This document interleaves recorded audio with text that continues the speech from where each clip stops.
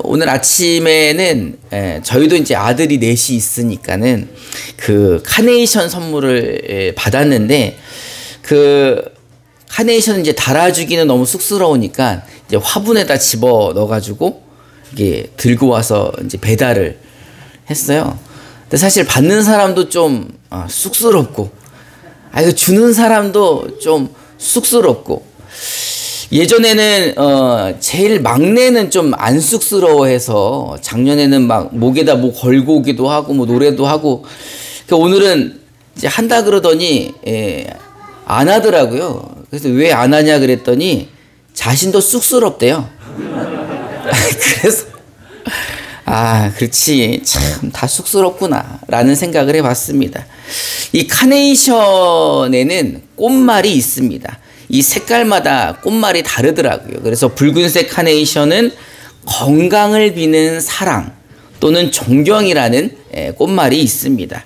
또 분홍색 카네이션은 사랑이라는 의미가 있고, 흰색 카네이션은 추모한다라는 꽃말이 있습니다.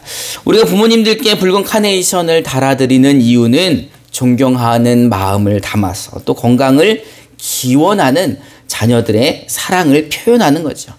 근데 사실 요즘 부모님들이 카네이션 다는 거 쑥스러워하죠. 그래서 다들 화분에 담아서 드리기도 하지만, 그래서 요즘 MZ 세대들 또는 다른 사람들은 부모님들이 이런 꽃다발을 좋아하신다 그래서 이렇게 준비를 한다고 합니다. 저도 이런 거면은 너무 가슴이 설레더라고요. 여러분들 사진으로만 봐도 얼굴에 주름이 피시는 것 같아요. 오늘 본문은 어버이 주일에 항상 듣는 하나님의 말씀입니다. 그래도 한 번 더 이 말씀을 본문으로 정한 이유가 있습니다. 우리 에베소서 6장 1절 우리말 성경으로 한번 읽어봅시다. 시작.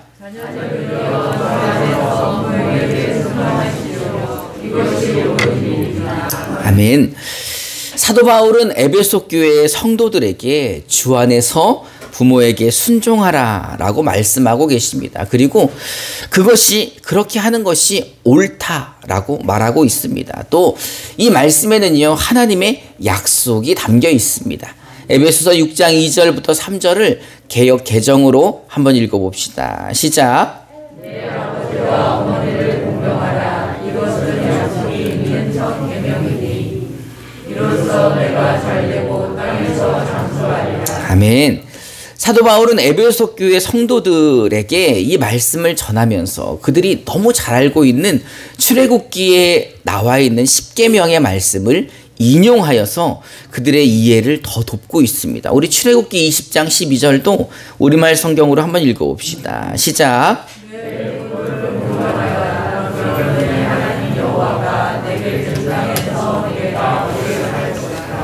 아멘. 부모를 공경하는 것은 10계명에 나와 있는 말씀입니다. 그 중에서도 5계명에 나와 있죠. 10계명 1계명부터 4계명까지는 하나님과 사람 사이에 지켜야 할 계명, 그리고 5계명부터 10계명까지는 사람과 사람 사이에서 지켜야 될 계명이 나와 있습니다. 그 중에서 사람과 사람 사이에 지켜야 될 계명 중에서 제일 첫 번째가 바로 부모를 공경하라라는 말씀입니다. 그리고 그것은 호불호가 있는 게 아니라, 지켜도 되고 안 되고의 문제가 아니라 그것이 바로 옳은 일이다라고 가르쳐주고 계시는 것입니다. 하나님은 부모님을 공경할 때, 하나님께서는 부모님을 공경할 때 그 공경하는 사람들의 삶이 잘 되고 오래 살 수 있도록 해주시겠다고 약속하고 계십니다. 여러분, 하는 일이 잘 되시기를 바라십니까? 그럼 부모님을 공경하시기 바랍니다. 여러분, 이 땅에서 장수하고 싶으십니까? 그렇다면 부모님을 공경하시기 바랍니다. 그렇다면 우리는 어떻게 부모님을 공경해야 하는 것인가? 부모님에게 진짜 용돈만 많이 드리면 그게 부모님을 공경하는 것인가? 어떤 사람들은요, 이렇게 이야기를 합니다. 자식이 잘 되는 게 부모를 공경하는 거지. 그럴 것 같지 않습니까? 자식이 잘 되면 어깨가 올라가지 않습니까? 제가 어떤 현수막을 보았는데 이렇게 써 있더라고요. 예, 근데 이 현수막 아래에 이제 설명이 나와 있는 겁니다. 길명마을이라는 곳에 기성댁이 사는데 그 기성댁의 아들이 있습니다. 여기서부터 잘 들으셔야 돼요. 이승모 씨, 예, 이 사람이 이제 기성댁 아들인 거죠. 그리고 며느리 김태자 씨, 예, 그 둘 사이에서 난 장남 이창엽 군이 변호사에 합격했다는 겁니다. 박수 한번 칠까요? 아니 나 무슨 대통령 당선된 것도 아닌데, 변호사 시험에 합격된 게 부모님의 자랑을 넘어서 이제 할머니의 자랑까지도 되는 거죠. 여러분, 변호사에 합격한 것만으로도 플랜카드를 걸 정도로 부모에게 효도했다라는 겁니다. 왠지 그 부모가 변호사인 것 같고, 이놈이 진짜 잘 돼가지고, 나에게 용돈도 잘 줄 것 같고, 자식의 성공이 부모의 자랑이기도, 부모의 명예이기도, 부모의 가오를 세워주기도 하고 부모의 힘이 되는 것 같습니다. 그런데 제가 질문을 하나 드려보겠습니다. 세상의 모든 변호사가 효자입니까? 세상의 모든 잘되고 성공한 사람들이 부모를 공경합니까? 부모를 공경하는 것은 자식이 잘되고 성공한 거하고는 별개의 문제라는 겁니다. 하나님은요, 부모를 공경하는 방법으로 주 안에서 부모에게 순종하라 라고 말씀하고 계십니다. 우리 에베소서 6장 1절을 개역개정으로 한번 읽어봅시다. 시작.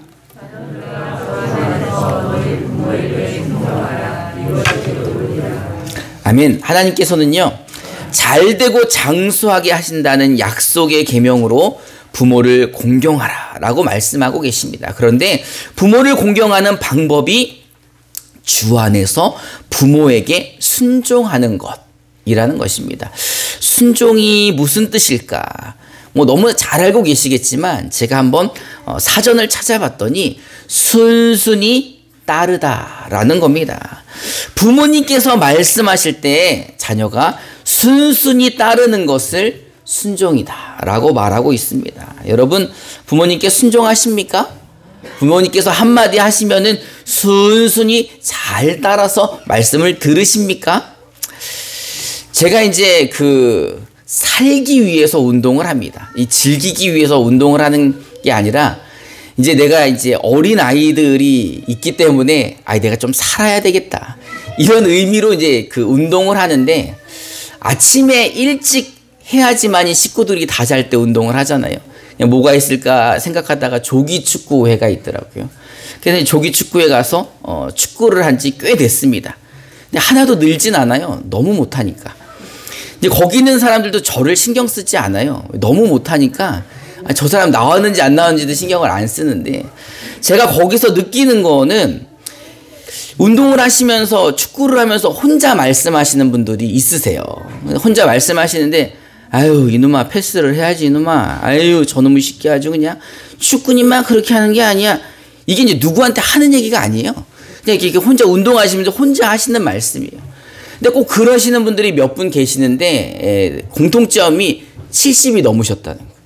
70이 넘으시면 얼마나 말씀을 하고 싶으시길래 저렇게 혼자서도 잔소리를 하시나. 근데 잔소리가 남의 귀에까지 들리시는 분들이 몇 분 계셔요. 보면은 60대는 이제 잔소리를 이제 하는 거야.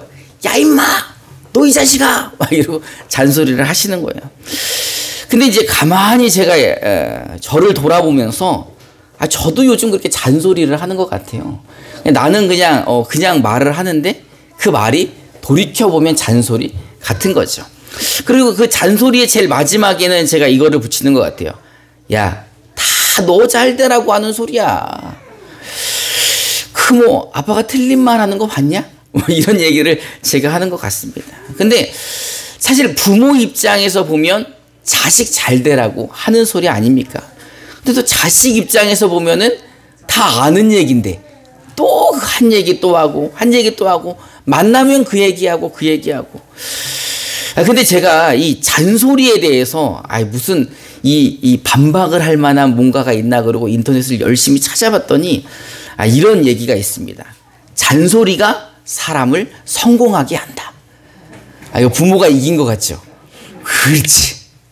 이 잔소리를 귀담아 듣는다는 것은요, 자신의 단점을 보완할 준비가 되었다는 겁니다. 또 한 가지는 이 잔소리를 귀담아 듣는 사람은 자신의 장점을 극대화할 수 있다. 이거 성경 말씀도 아닌데 엄청 공감이 가더라고요. 타산지석이라는 말이 있습니다.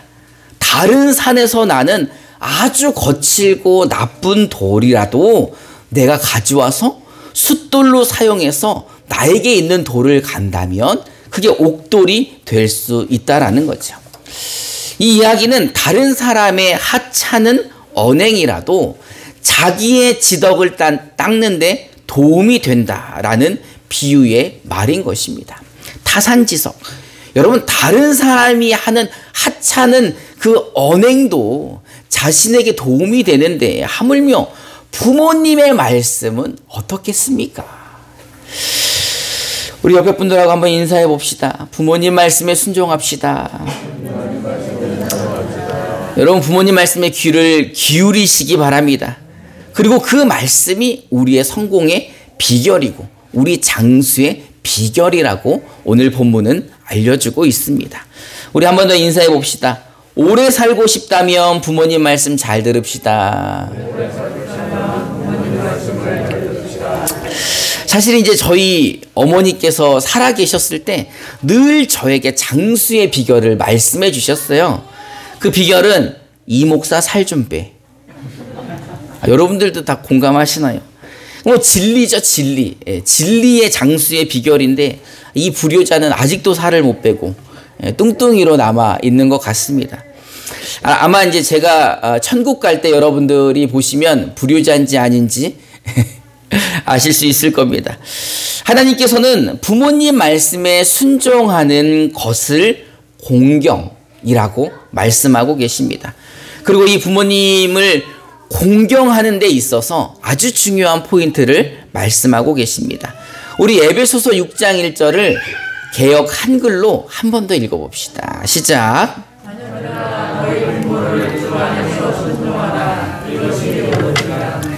오늘 에베소서 6장 1절을 개역 한글로 읽고 우리말 성경으로도 읽고 개역 개정으로도 읽었습니다. 이렇게 읽는 이유가 뭘까요? 기억하시라고 읽어본 겁니다. 자녀들아, 너희 부모를 주 안에서 순종하라.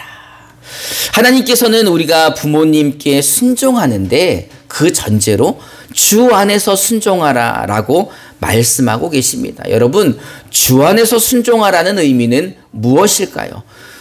주님이 누구십니까? 나의 주인이 누구십니까? 여러분, 여러분의 주님, 주님, 주여, 주여 할 때 그 주님이 하나님 맞으십니까?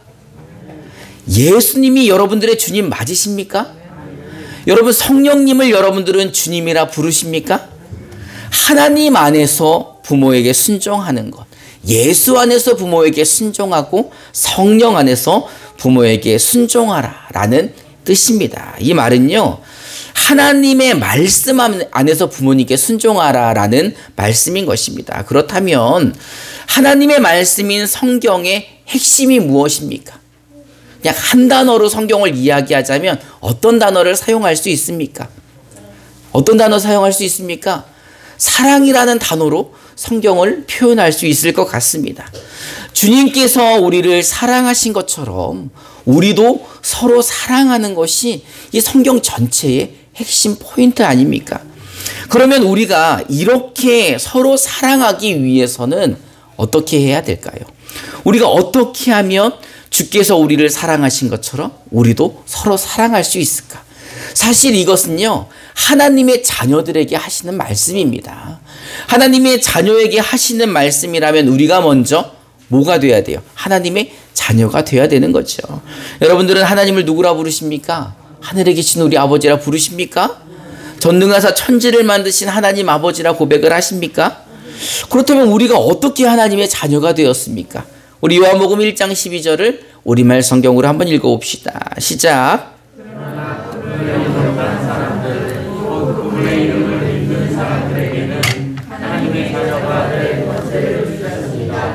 아멘. 그분을 영접하는 사람들, 그분이 누구입니까? 그분의 이름을 믿는 사람들, 그분이 누구입니까? 하나님이 우리에게 보내주신 예수 그리스도 아닙니까? 예수 그리스도의 이름을 믿는 사람들이 하나님의 자녀가 된다는 것입니다. 여러분, 예수님을 믿으십니까? 그 이름을 믿으십니까? 여러분, 그분을 영접하셨습니까? 예수님의 이름을 믿는 자는 하나님이 죄의 사함을 해주시고 또 하나님의 자녀가 되는 권세까지 주셨다는 겁니다. 부모와 자식이 주 안에서 서로 사랑하기 위해서는 하나님을 아버지로 모셔야 된다는 겁니다. 하나님의 자녀가 될 때만이 주 안에서 부모를 공경할 수 있고, 하나님의 자녀가 될 때만이 자녀를 주의 말씀으로 양육할 수 있다는 것입니다. 그리고 또 우리에게 보내주신 성령을 의지할 때 우리는 서로 사랑할 수가 있습니다. 요한복음 14장 15절부터 17절을 우리말 성경으로 한번 읽어봅시다. 시작.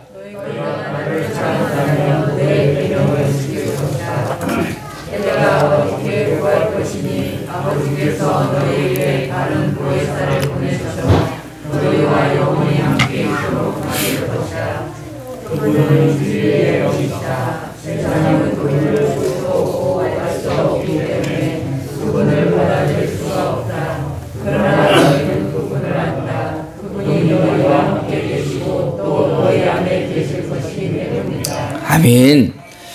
예수님은 우리가 주님을 사랑한다면 서로 사랑하라 라는 이 계명을 지키라고 말씀하십니다. 그러면 우리가 이 계명을 어떻게 지킵니까?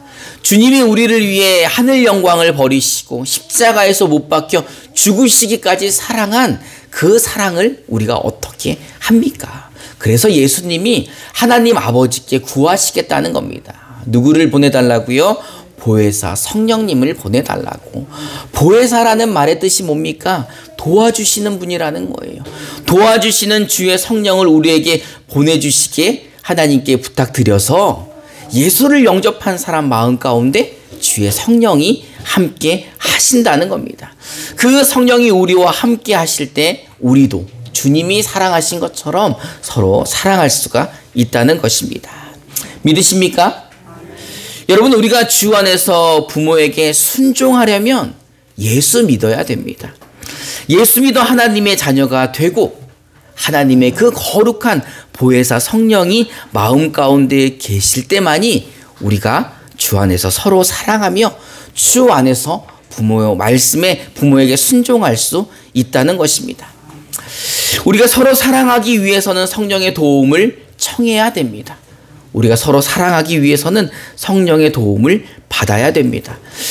여러분, 성령의 도움을 청할 때 우리는 어떤 방법을 사용하나요? 어떤 방법을 주로 사용하십니까? 여러분, 기도하지 않으십니까? 우리 성령님께 도와달라고 기도할 때 우리 안에 계신 성령이 우리를 도와주시어 주 안에서 부모에게 순종할 수 있도록 도와주신다는 겁니다. 또한 그렇게 기도할 때 성령이 도와주셔서 부모들은 자녀들을 주의 교훈과 훈계로 양육할 수 있도록 도와주신다는 겁니다. 이 에베소서 6장 1절부터 4절의 말씀은 하나의 말씀인 것입니다. 부모와 자녀에게 똑같이 하시는 말씀입니다. 우리 에베소서 6장 1절부터 4절을 개역 개정으로 한번 읽어봅시다. 시작.